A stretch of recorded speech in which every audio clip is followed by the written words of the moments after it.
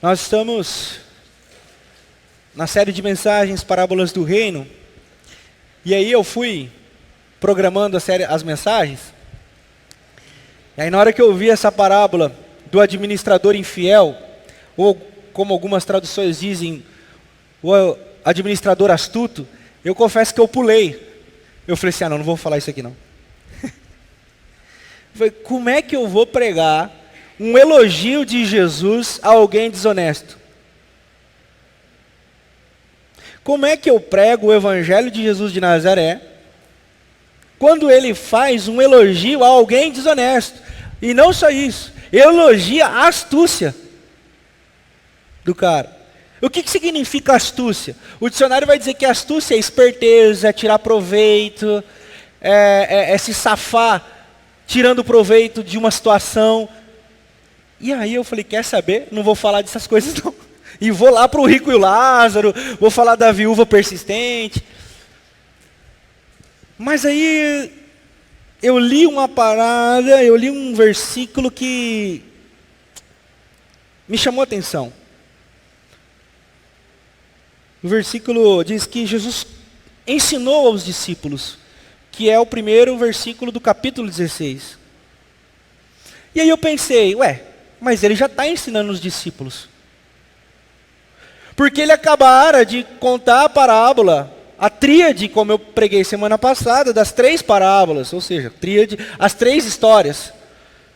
Da ovelha perdida, da dracma perdida e do filho pródigo. E aí ele continua ensinando os discípulos. Então eu entendi que, na realidade, as traduções que nós temos e a compilação dos textos separou a parábola do administrador astuto da tríade ou da série de parábolas sobre a paternidade de Deus. Mas na realidade, continua. Então a parábola do administrador astuto, amados irmãos e irmãs, continua falando sobre o amor de Deus. Eu falei, aí é comigo. Sensacional. E resolvi encarar e quero compartilhar com vocês as minhas percepções, a minha leitura desse texto sagrado, e eu espero que edifique a sua vida, eu espero que seja inspirador para você aqui essa noite, e eu espero que nossos corações possam ser aquecidos pela palavra de Deus. Essa parábola, na história cristã, ela é conhecida como a peste dos pregadores. Nenhum pregador, vou escolher uma mensagem para pregar. Ninguém escolhe essa parábola, por isso que ela é conhecida dentro do campo teológico como a peste. Juliano, o imperador romano, no ano 361 depois de Cristo, ele morreu em 363, ou seja, só 2 anos de império. Ele pegou essa frase, essa parábola de Jesus e fez a seguinte declaração: eis aí a base para nós cristãos assaltarmos o mundo, subvertendo tudo e todos. Juliano é conhecido como o imperador apóstata. Ele pegou esse texto e disse assim: eis aí a nossa base para mentirmos e roubarmos, porque Jesus nos pede isso. É verdade, faz muito sentido com muitas igrejas que a gente vê hoje em dia, é verdade. Mas estava errado, Juliano. Plenamente equivocado a sua conclusão. Mas é verdade também que o texto é um perigo. Perguntaria eu aos fundamentalistas, como que se interpreta esse texto, se tudo que está escrito tem que ser interpretado como está escrito? Por isso que a Bíblia ela não é um livro para ser lido como um conjunto de regras. A Bíblia, ela deve ser lida na ótica do reino de Deus. E eu já disse isso aqui. Não é para simplesmente nós lermos a Bíblia para sabermos de Deus, mas sim também permitirmos que a Bíblia nos leia. Nós precisamos permitir que a Bíblia leia a nossa vida.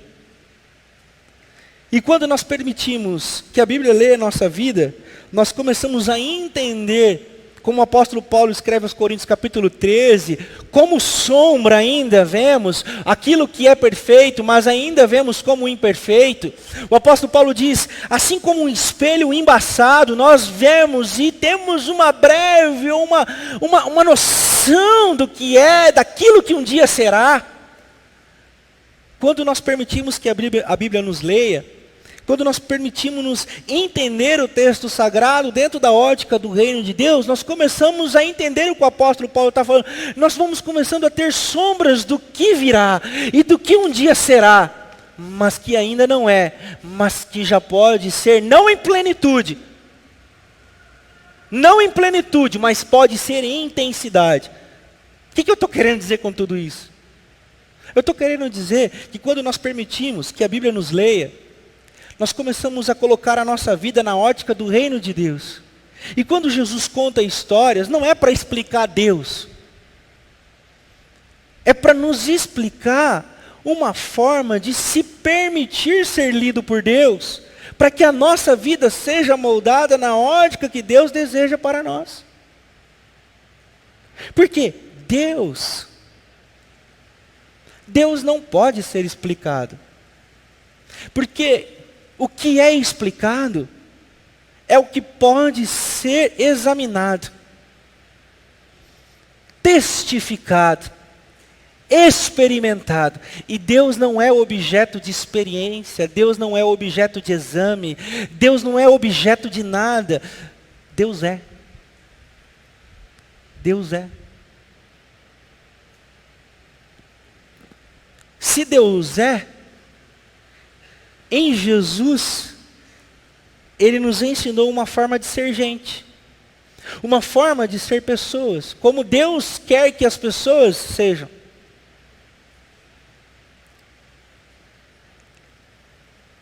Reconectando a obra criada com o anseio do Criador. Trazendo em sintonia tudo que foi criado para o louvor do Criador de todas as coisas. Tendo dito isso,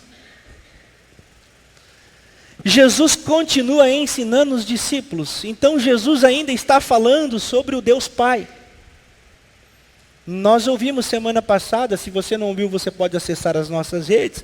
Nós conversamos sobre a parábola do bom samaritano e como que ela estava incluída num pensamento de Jesus que visava desconstruir a lógica opressora e distancialista do Deus Abba das pessoas.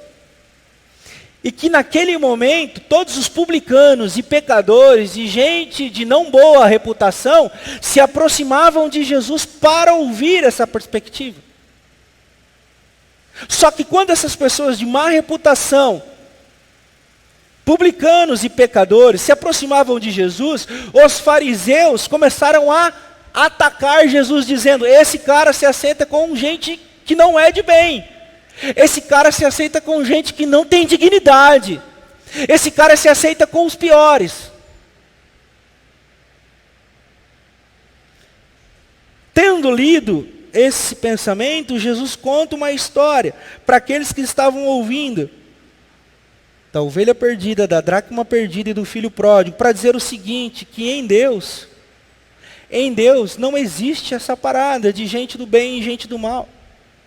Existe gente.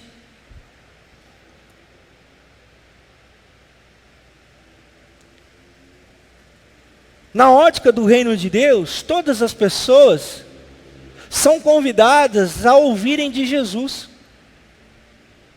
palavras que podem aliviar a alma, palavras que podem mudar a sua vida. Todos vocês são convidados.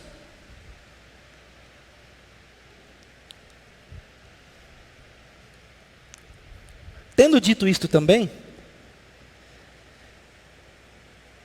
a nossa comunidade, ela é bem bacana. Uma irmã me procurou. Falou assim: pastor, eu trabalho no consultório. E eu estava lá atendendo as pacientes do consultório. E duas pessoas conversavam na recepção. E uma disse assim para outra: a minha sogra está indo numa igreja aí. E essa irmã escutando as duas conversando. Aí a outra falou: ah, é? Que igreja? A igreja que põe mesa na ceia. Aí a irmã já acendeu as antenas da captação. E elas conversavam assim: onde já se viu pôr mesa na ceia? Onde já se viu? Isso não está na Bíblia.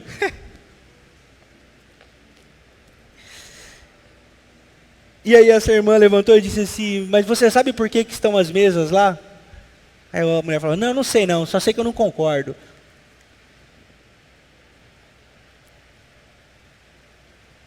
Eu vou parar a história por aqui, porque eu acho que é aqui que eu queria chegar. A nossa comunidade é conhecida como a igreja da mesa, e isso me deixa muito feliz também. Porque Jesus era o cara da mesa. Jesus era o cara que chamava as pessoas para se assentar à mesa com ele. Qual foi o texto que a Alice acabou de ler aqui? Vinde a mim, vocês que estão cansados e sobrecarregados. Ninguém que está cansado e sobrecarregado chega bem. Chega mal. Chega maltrapilho. Chega moribundo. Chega fastigado.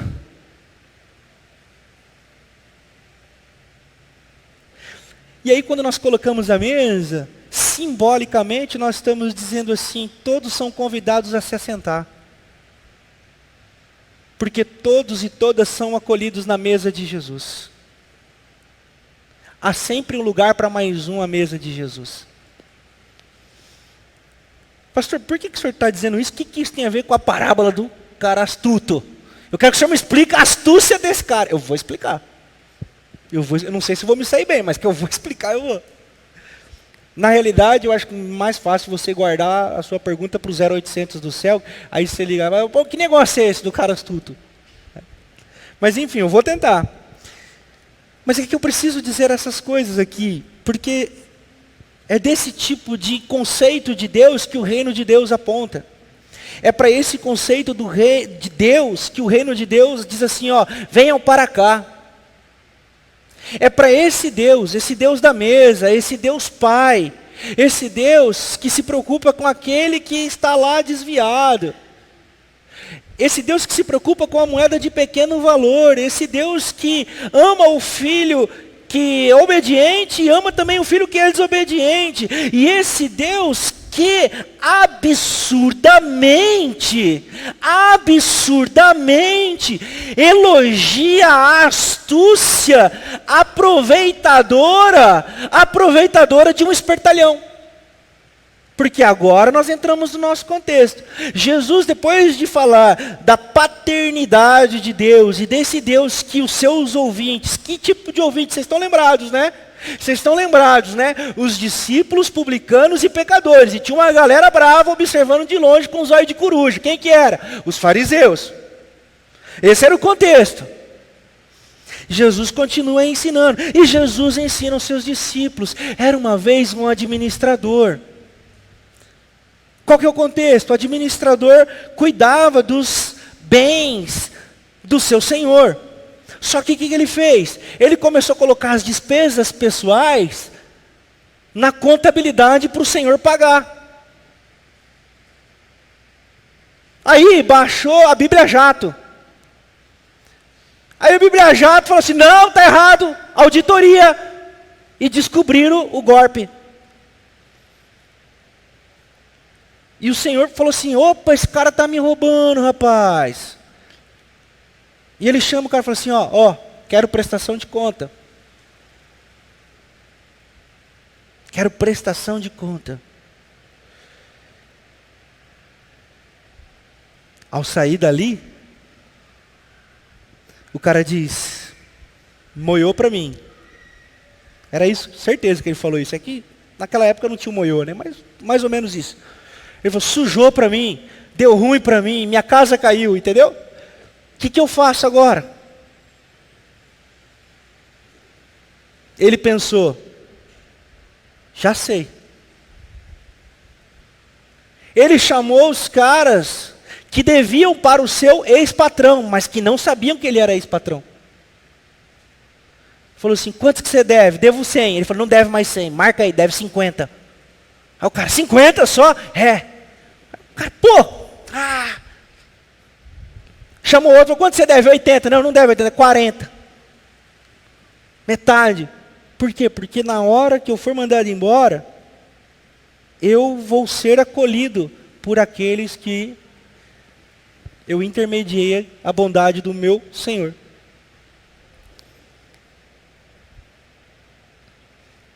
A história praticamente finaliza assim. E Jesus diz assim, ó, esse cara é esperto. Esse cara é esperto. Se os filhos da luz fossem espertos como esse cara, a parada ia ser totalmente diferente. Tá aí, Lucas capítulo 16, você pode ler aí, essa história está aí na sua Bíblia. Lucas capítulo 16, está tudo aí, pessoal.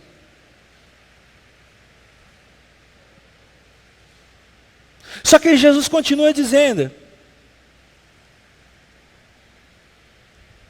sejam espertos para fazer amigos.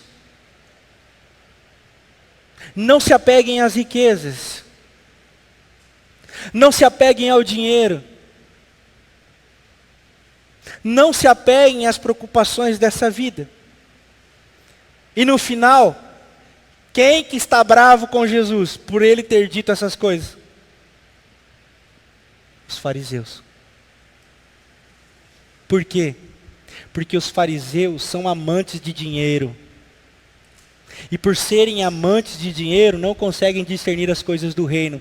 Deixa eu te passar uma coisa aqui. As pessoas pensam que fariseu é só cara religioso, pessoa religiosa, mulher religiosa, que anda de terno e gravata. Não é não. Todo aquele que ama o dinheiro também é um fariseu. Porque não se pode servir a dois senhores. Ou você serve ao Senhor, ou você serve a Mamon. É isso que Jesus está dizendo em Lucas capítulo 16.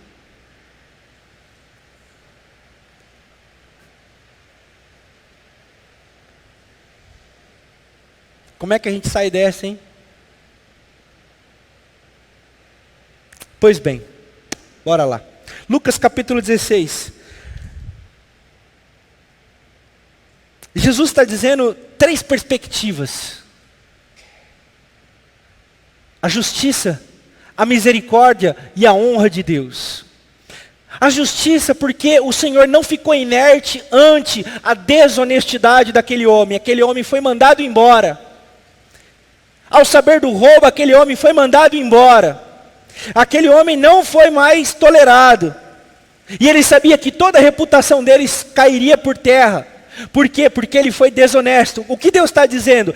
Então, ao contrário do que Juliano, o apóstata, interpretou, Deus não está elogiando a desonestidade. Em nenhum momento a desonestidade é elogiada. Em nenhum momento o ato libidinoso é aplaudido por Jesus. Ao contrário, se lermos com cuidado, o que é aplaudido é a astúcia. A libidinosidade não. A justiça, que justiça? Não a justiça punitiva, como muitos crentes creem. Não, porque a justiça punitiva que aquele senhor aplicaria seria a escravidão daquele servo e de toda a família. Ou a morte daquele servo e de toda a sua família. Essa era a justiça punitiva da época. Não, aquele servo foi apenas mandado embora. Por quê? Porque a justiça de Deus é não ser conivente com a corrupção, com o mal e com a maldade, com a roubalheira. Mas a morte não é justiça de Deus. A matança não é justiça de Deus. O cabo da vida de quem erra para aprender ou ensinar aos outros não é justiça de Deus. Essa é a primeira coisa que a gente tem que interpretar aqui. Por quê? Porque aquele senhor não mandou matar o cara e nem mandou escravizar ninguém. Ele simplesmente o demitiu. Por quê? Porque Deus é justo. O Senhor é justo. E esse Senhor na parábola representa Deus. É isso que Jesus está dizendo. Lembre-se que ele está falando com maltrapilhos, pecadores, ensinando os discípulos e caçando treta com os fariseus. E ele continua dizendo, a misericórdia daquele Senhor, de não mandar matar, de não mandar prender, de não mandar escravizar e não revogar o ato de perdão para os devedores. Porque ele poderia muito bem dizer assim, não foi eu não, esse cara aí, vocês me devem. Deus, o Senhor, não revogou, porque o preço foi pago, sem contabilidade, o preço foi pago sem prestação de conta, o preço foi pago ainda que injustamente, porque Ele levou sobre si as nossas dores, Ele levou sobre si as nossas iniquidades, o castigo que traz a paz para mim e para você, foi pago por um preço, e um preço que não foi revogado. Isso é misericórdia. E o terceiro aspecto é a honra. É a honra. Porque quando aqueles devedores, e aqui Jesus faz uso de um contexto campesino. É o contexto de agricultura popular da época, de pequenos agricultores oprimidos por um sistema muito maior de senhores do engenho. E quando esse Senhor era misericordioso e perdoava a dívida dos pequenos, era motivo de festa nas comunidades pequenas. Então o nome do Senhor foi celebrado pelo perdão das dívidas. O nome do Senhor foi glorificado pelo perdão das dívidas. Por quê? Porque é a honra do Senhor. Porque foi usado o nome dele, então ele honra o seu nome. Sou escandaloso demais para você? Sou escandaloso demais para você? A graça é escandalosa. Só que, esse é o contexto, né? Jesus, ele diz assim, esse cara foi astuto e quem dera os filhos da luz fossem astutos com ele. E aí esse versículo me pegou. Eu falei, do que Jesus está dizendo? O que Jesus está falando?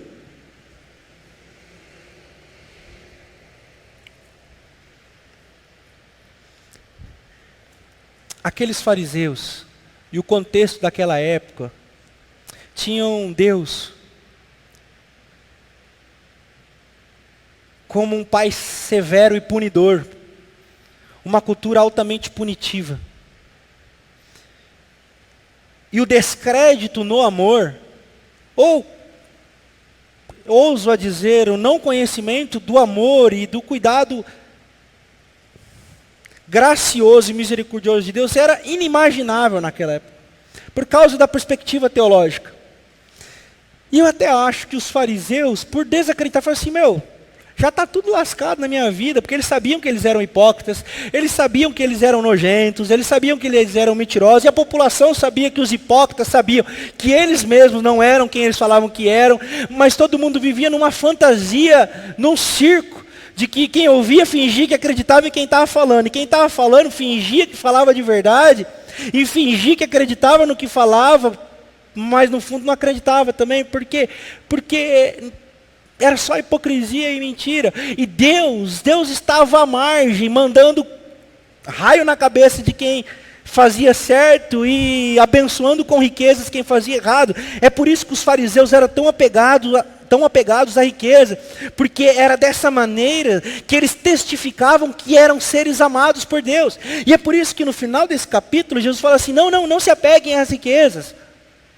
Não se apeguem às riquezas, porque não é elas quem dizem que quem é abençoado que não é. O meu amor não se comprova pelas riquezas de vocês. A minha ótica é outra, a minha perspectiva é outra. É por isso que esse cara, da parábola que eu contei para vocês, ele foi muito astuto. Ele foi muito astuto. E vocês precisam aprender com a astúcia dele. Por quê? Porque o descrédito do amor, o descrédito da possibilidade de recomeço era muito grande. Era muito grande.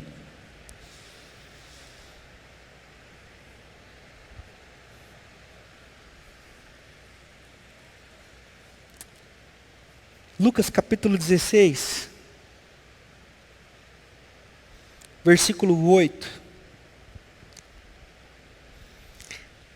É o texto base para nós essa noite. Mas você pode ler todo o capítulo, pode ler do 1 ao 14.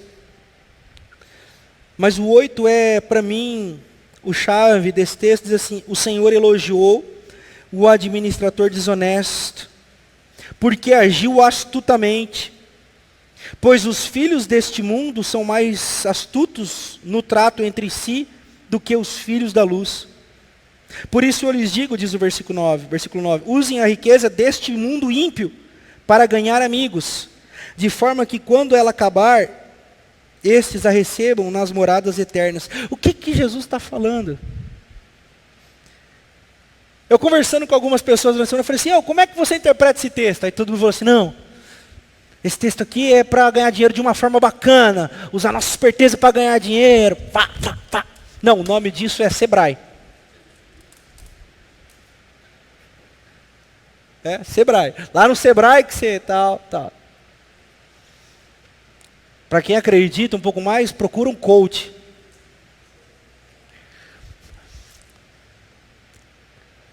Enfim, é bacana. Mas aí é um convite meu aqui essa noite. É só um convite interpretativo.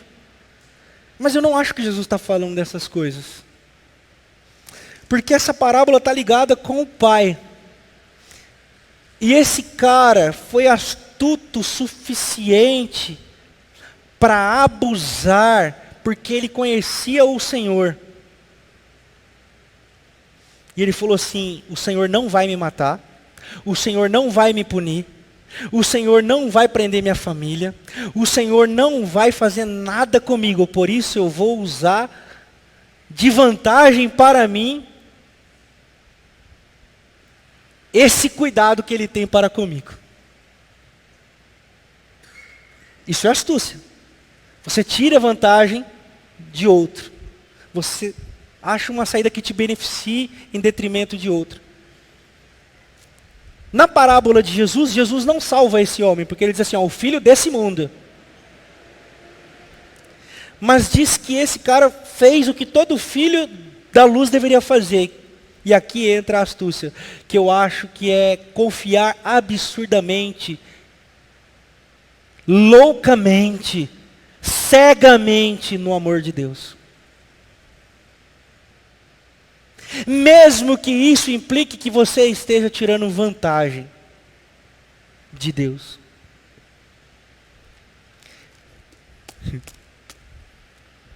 Já viu aquele ditado que com Deus não se brinca? Já viu aquele ditado, não vacila, que com Deus não se brinca? Eu acho que é aí que os filhos da luz se perdem. Porque se colocam distante da perspectiva amorosa de Deus. Porque um Deus que não se possa brincar, não deveria ser chamado de Deus. Pastor, o que o senhor está dizendo para a gente abusar da graça? Eu não diria abusar da graça, mas eu diria viver plenamente sem medo de errar. E nos limites da vida e da existência, sim. Porque essa é a vontade de Deus para nós, que vivamos e vivamos plenamente. Mas nós não.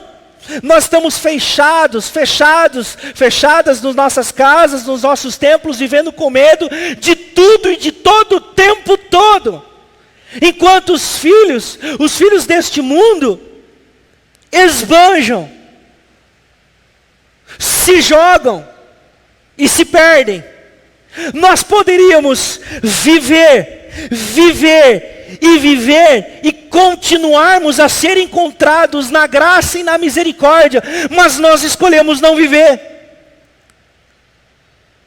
Por quê? Porque tem sempre alguém de olho na gente, dizendo assim: cuidado,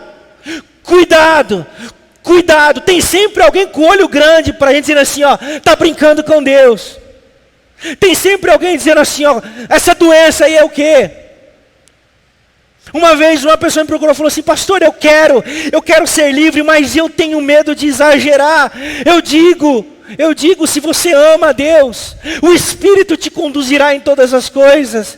É Ele quem fala dentro de você com a voz da consciência, e aquela voz que você sabe que todas as coisas são lícitas, mas nem tudo te convém. E é o Espírito que diz isso. Não é um conjunto de regras, de obediência, de interpretações teológicas, mas é a sua experiência com Deus vivo que molda o seu espírito. Então, o que você não faz, você já não faz mais por medo, mas você não faz porque o Espírito fala com você. E o que você faz com intensidade e com vida. Não porque pediram para você bater as asas da liberdade, mas porque você tomou gosto pelo vento que bate do sul e bate do norte na sua face, e você diz, como é bom ser livre. A astúcia é se lançar nesse furioso mundo do amor de Deus. E aqui furioso no contexto americano de interpretação, que significa intenso, significa imparável, significa inabalável. O amor dele vem a nós e nos atinge de maneira maravilhosa. Lembram-se do cântico? Maravilhosa graça, maravilhosa graça, maravilhosa graça de Jesus. O que é isso? O que é isso? É nós podermos bater as asas para a liberdade e podermos, inclusive, diante da nossa humanidade, errarmos. Mas não são os nossos erros que nos fazem filhos ou não filhos. O que nos faz filhos e filhas de Deus é o amor que Ele tem por nós. E eu acho que é isso que Jesus está querendo dizer aqui. Vocês se esquecem que são filhos e filhas amadas, ou vocês não sabem porque nunca foram ensinados. E eu estou dizendo para vocês, vocês ouviram o que foi dito. Eu, porém, digo a vocês, se até aqui vocês ouviram que não pode, vocês ouviram que não dá, eu agora digo a vocês, vivam intensamente, existam, sejam, porque essa é a vontade de Deus para vocês. Não tenham medo de existir, não tenham medo de ser. Orem ao Senhor, se prostrem, e um caminho bonito para isso, um caminho saudável para isso, fica aqui um conselho que eu acho que Jesus está dizendo aqui para a gente, é cuidado com as riquezas, hein? Cuidado com as riquezas, hein? Porque é ela quem consome o seu coração, e ela que coloca em xeque todos os seus princípios e os seus valores, porque ninguém pode servir a dois senhores. E o único mal, o único demônio ou diabo que Jesus coloca nas suas palavras chama-se dinheiro. Não é a sogra, não é a cunhada, não é o patrão, não é a tia, não é a igreja A, a igreja B, o pastor, o bispo, o apóstolo, essas coisas tudo aí. Não. Ele fala assim, cuidado com o dinheiro.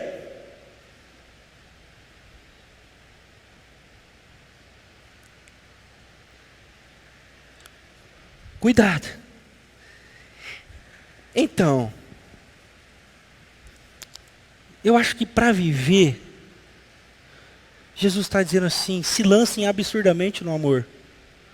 Não se deixem corromper pelos valores desse mundo. E mergulhem de cabeça nisso. Mergulhem astutamente.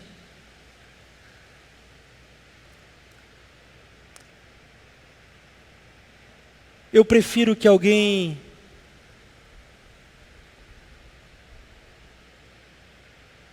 se lambuze no amor do que morra de sede de esperança.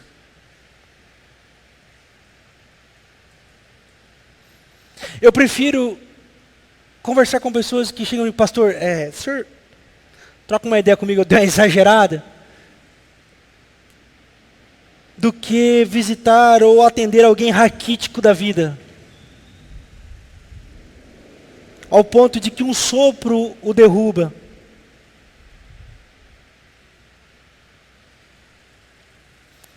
Eu acho que é por isso que Jesus contou essa parábola do administrador astuto, depois da parábola do filho pródigo. Porque ele está falando de uma alegria indizível do Pai, e de um elogio do Senhor à astucicidade de alguém. Mas, no sentido de quem lambuzou-se, se perdeu nos exageros, do que para com aquele que se encolhe diante da brevidade da vida.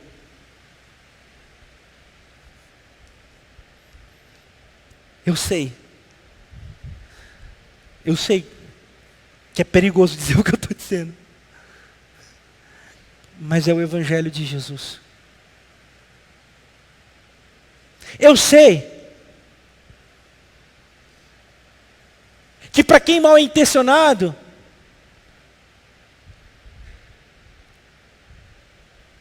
meia palavra basta. Mas eu quero dizer para você aqui essa noite, a graça vem para você também, meu querido.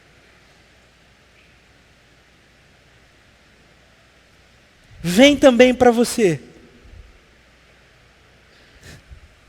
que tem sentido medo de se lançar nas mãos de Deus e está aí definhando emocionalmente, espiritualmente, intelectualmente, comunitariamente.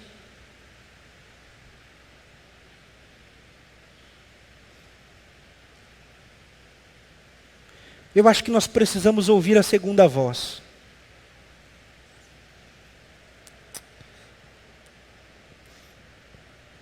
Não que existam duas vozes, mas existe dois momentos. E eu quero usar Abraão para finalizar a reflexão dessa noite.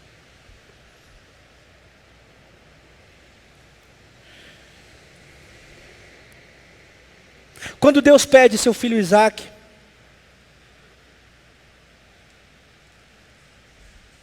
a voz diz: me obedeça.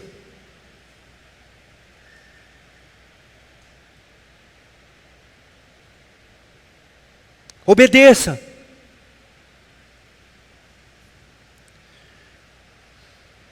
Mas prestes ao momento que finalizaria o ato de obediência, a voz continua falando. E diz assim: pare. Eis o cordeiro a ser sacrificado.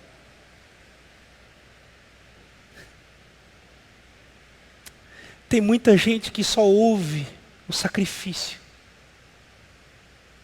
Tem muita gente que só ouve a primeira voz. E obedece cegamente, cegamente, cegamente, cegamente. Obedece porque Deus quer obediência, Deus quer obediência. E esquece de continuar ouvindo, porque o mesmo Deus que pede o sacrifício é o Deus pascal, é o Deus que se entrega como oferta viva para que a morte que cairia sobre tudo e todos recaia sobre ele e através dele venha toda a vida. Precisamos ouvir a voz que emana dos altos céus, dizendo: misericórdia eu quero e não sacrifícios. Vida eu venho oferecer e não morte. Por isso, na mesa de Jesus, ninguém apresenta sacrifícios para poder se assentar. Ninguém paga preço de sacrifício para se assentar à mesa de Jesus, porque o Cordeiro de Deus fora sacrificado uma vez, válido para todo sempre, para todo aquele que crê. Por isso, nessa noite eu gostaria de convidar você, com astúcia, mergulhar